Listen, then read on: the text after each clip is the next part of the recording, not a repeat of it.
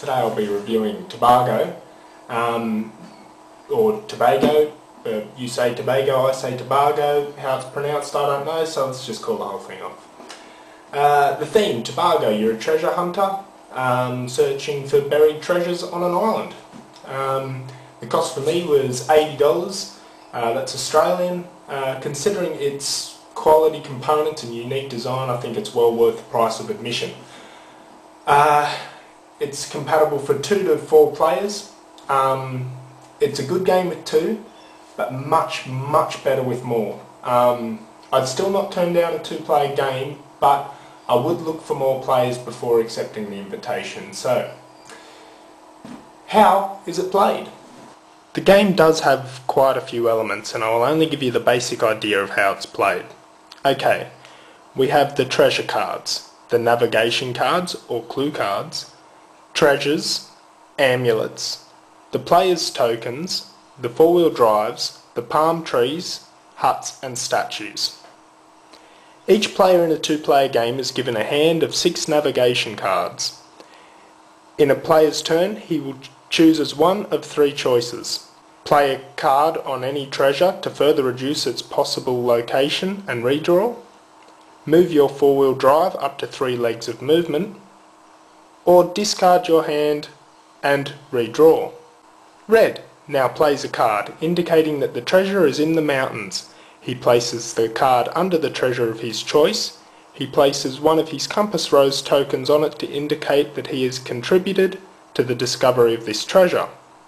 For this example, players will only play cards on one treasure.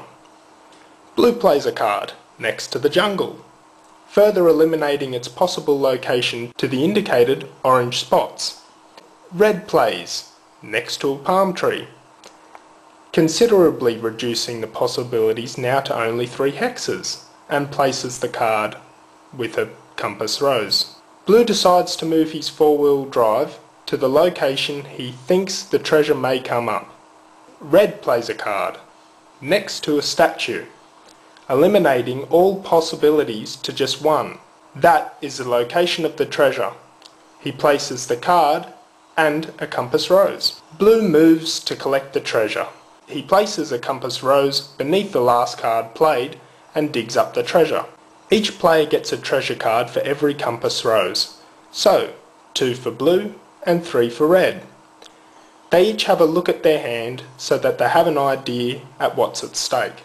The cards are returned face down to the player who dug up the treasure, along with a random card from the deck. They are then shuffled and then offered to the last compass rose played, and work backwards. 2 is offered to blue. He refuses, knowing that there is a higher card in there. It is offered to red and he accepts. He takes the card and his compass rose. 4 is offered to blue and he accepts. 2 is offered to red. He refuses and blue does too, and red does again. The card is then discarded. 6 is snapped straight up by red, and blue takes the 4. The last card revealed is a curse.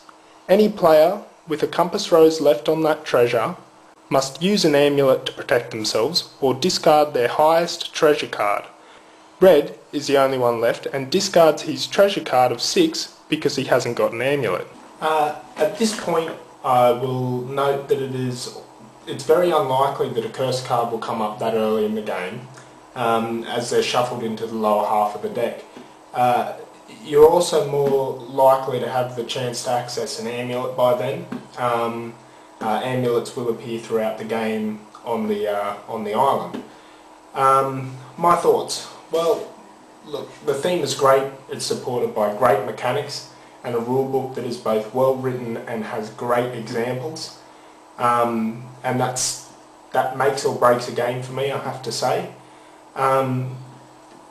It is a deduction game, but a very unique one at that. It gets played quite a bit by us, and I must say I enjoy every game that I've played. I have to mention each navigation card doesn't display its meaning on it, as you would have seen. It only has pictures, so you will refer to the start guide checking which cards you hold at first and what they do. but they will soon become fluent. They're not too hard to learn at all. There is a really nice player's aid out there on Board Game Geek that can help you with that.